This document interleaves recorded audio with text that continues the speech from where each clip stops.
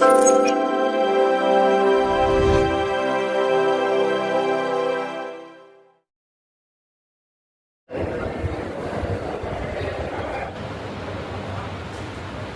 పేరు ఎం మంజునాథ్ గౌడ్. నేను పుట్టూరు లీవ్లో ఉన్నందుకు నేను 45 నుంచి 50 కోట్లు మనకు ఆదాయం ఉంది. ఈ డిమాండ్లో మీకు 75% మనకు టీమ్ ఫైనాన్స్ కమిషను, తర్వాత state government funds, central government funds వస్తుంది. ఖర్చు ఎంత ఉంటుంది? సుమారు 40 కోట్లు చెప్పాను. ఖర్చు ఎంత ఉందో, ఎంత రాబోతున్నామో అంత ఖర్చు ఉంది ఇప్పటి వరకు, స్టిల్ నౌ ఈ రోజు వరకు. అంటే లాస్ట్ ఇయర్ లో మనం కరెంటు 12 కోట్లు అడిగారు. ఒక ఇంటి ఓనరు కట్టాల్సింది కట్టుకోవాలంటే ఎటువంటి పరిస్థితి ఆలోచించండి మీరు. ఆయన చెప్తాడు న్యూస్ పేపర్ స్టేట్మెంట్ ఇచ్చానంటే నూనె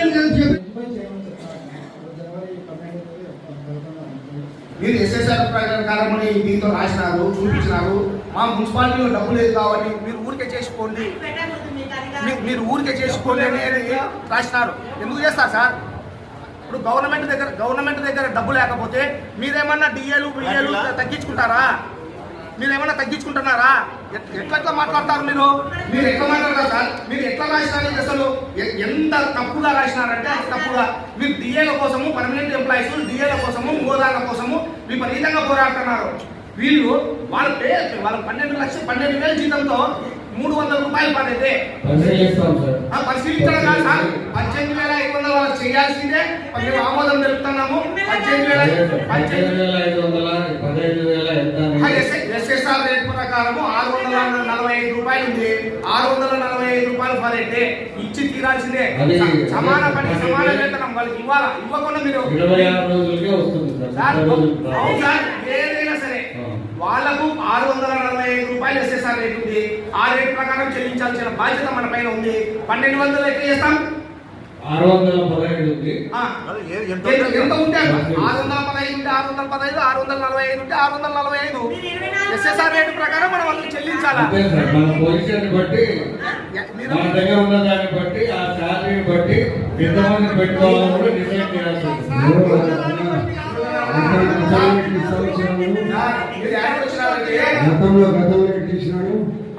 సార్ వీళ్ళకి 12,000 ఇస్తున్నారు సార్ గతం నుంచి. ఈ కోవిడ్ లో 95 మందిని అప్పుడు పెట్టుకున్నారు.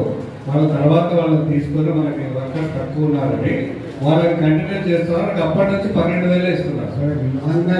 సంవత్సరం 2 సంవత్సరాల నుంచి వాళ్ళకి ఎంత శాలరీ ఇస్తున్నారు? 15,000 శాలరీ, మిగతా లెవెల్స్ 6,000. మనం 12,000 అంటున్నామా? మనం 12,000 అంటున్నాం సార్. ఇక్కడ 18,000 అది ఇవ్వండి, అదే ప్రకారం ఇవ్వండి అంటున్నారు. వీళ్ళందరికీ గతంలో మనం 20,000 ఇస్తామా? వీళ్ళకి ఇవ్వడం లేదు సార్. ఎవరికి ఇస్తాము మరి? ఆఫ్కాస్ట్ వాళ్ళకి ఇస్తున్నాం. ఇప్పుడు మనం తగ్గించి మున్సిపాలిటీలో డబ్బు లేదు కాబట్టి దీని కింద తీసుకుంటాం అనే వాళ్ళు గతంలో వాళ్ళకి ఎంత ఇస్తాను? 12,000 సార్. వాళ్ళకి ఏం తక్కువ చేయలేదు సార్. కాకపోతే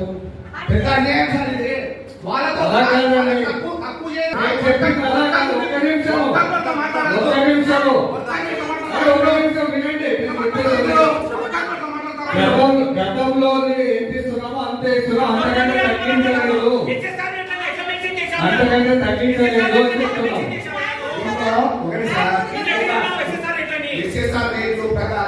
చెప్పి మా దగ్గర డబ్బు లేదు కాబట్టి తగ్గించుకొని పని చేయమని అంటున్నాను. అదే ఇప్పుడు స్టేట్ గవర్నమెంట్ లో కూడా మా దగ్గర డబ్బు లేదు, మీకు 1,50,000 ఇస్తున్నారు, 70,000 తీసుకుంటావా నువ్వు? ఆ విధంగా ఒప్పుకుంటావా నువ్వు? ఎట్లా సార్ మీరు? ఎంతవరకు న్యాయం?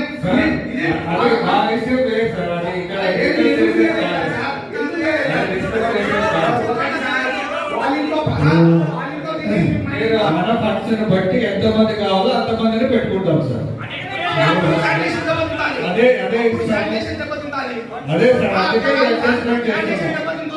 రెండు కావాలంటే కుదరదు.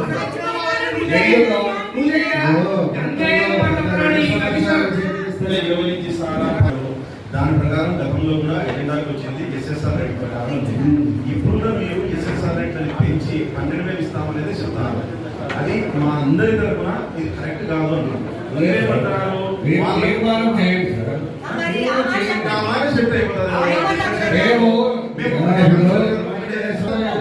భారతదేశానికి మీరు తెలుగు సోదరులు ఏ రకంగా ముఖ్యమో ఈ పారిశుద్ధ్యాన్ని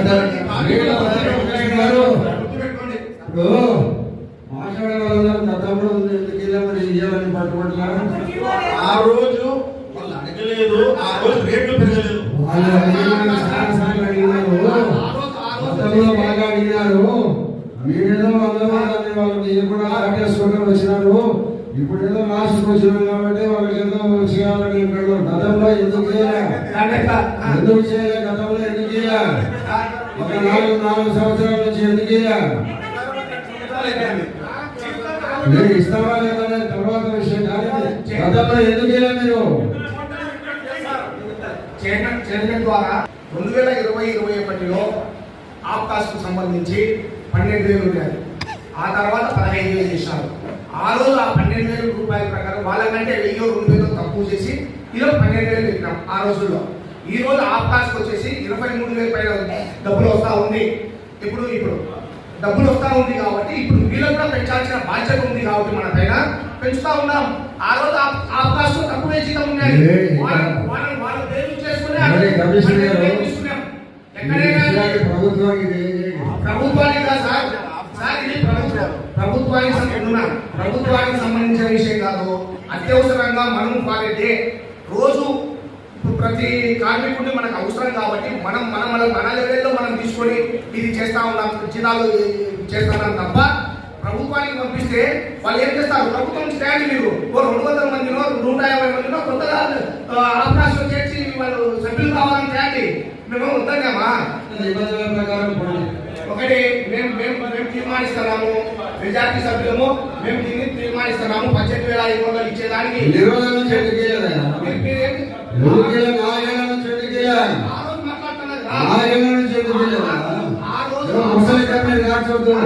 ఆ రోజు ఆకాశంలో 14,000 ఉన్నది.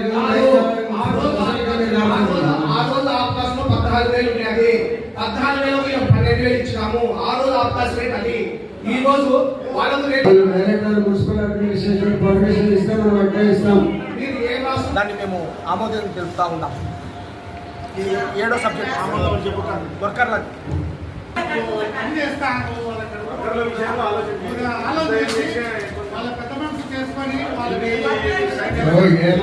చేసినా ఇక్కడ నీ ఎంత 2 నెలలు పెంచుకొని ఇచ్చినా వీలు కాదు. ఇది మనం ఈ మాదిరిగా చేసినామంటే ప్రభుత్వానికి రాస్తారు. పేదవారికి పెంచడానికి మాకు ఎలాంటి ఇబ్బంది లేదు. అయితే పెంచిన మాదిరిగా సభ్యులు అన్ని తీర్మానం చేసినామంటే ప్రభుత్వానికి రాయమని చెప్తాను. ప్రభుత్వం ఉత్తర్వులు వచ్చిన తర్వాత వాళ్ళకి చెల్లిస్తారు.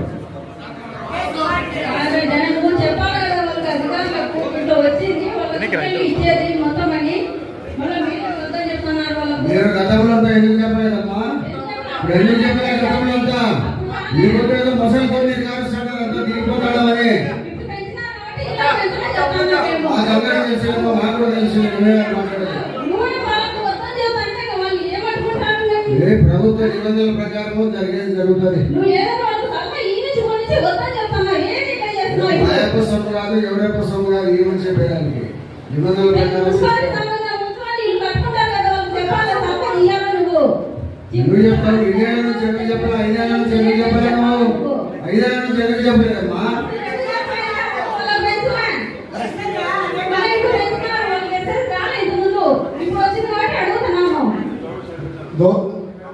గౌరవ చైర్మన్ గారికి మళ్ళా ఒక్కసారి మీ ద్వారా మీ వివాహాది శుభకార్యములకు, పుట్టిన రోజులకు, మీటింగులకు అత్యాధునిక సదుపాయాలతో ప్రొద్దుటూరు వాసవి సర్కిల్ వద్ద నుంచి అతి సమీపాన మీకు అందుబాటు ధరలలో happy banquet AC function hall మీకు స్వాగతం పలుకుతుంది. మా ఫంక్షన్ హాల్ నందు వంట సామాగ్రి మరియు విశాలమైన కార్ పార్కింగ్, అతి తక్కువ మెయింటెనెన్స్ ఖర్చుతో ఏ ఫంక్షన్ అయినా మా happy banquet AC function hall నందు జరుపుకొని ఆనందాన్ని పొందండి. బుకింగ్ కొరకు సంప్రదించండి. మా సెల్ నంబర్ 9100600238 7799 000211.